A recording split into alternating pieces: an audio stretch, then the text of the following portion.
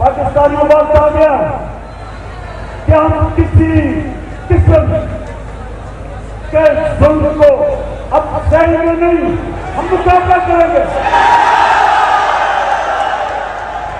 हम ये जो बंद कमरों में फैसले होते हैं,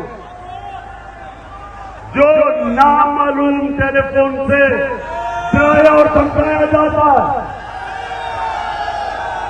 हम 1009 में हमने किसी की ना अंदर ना अंदरूनी ना बैरूनी हम किसी की गुलामी करने के लिए तैयार नहीं।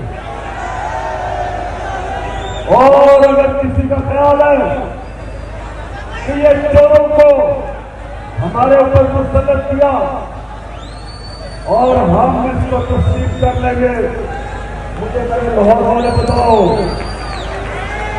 एक मेरे सवाल का जवाब दो कि क्या ये अमरीकी चमचे, ये अमरीकियों के गुलाम, ये पाकिस्तान के डाकू, क्या आप इनको अपने ऊपर मुसल्लत होने देंगे? इंशाअल्लाह आप मेरे साथ खड़े होना और हम इसको तस्लीम कर लेंगे। मुझे मेरे लाहौर वाले बताओ, एक मेरे सवाल का जवाब दो कि क्या ये अमरीकी चमचे, ये अमरीकियों के गुलाम, ये पाकिस्तान के डाकू, क्या आप इनको अपने ऊपर मुसल्लत होने देंगे?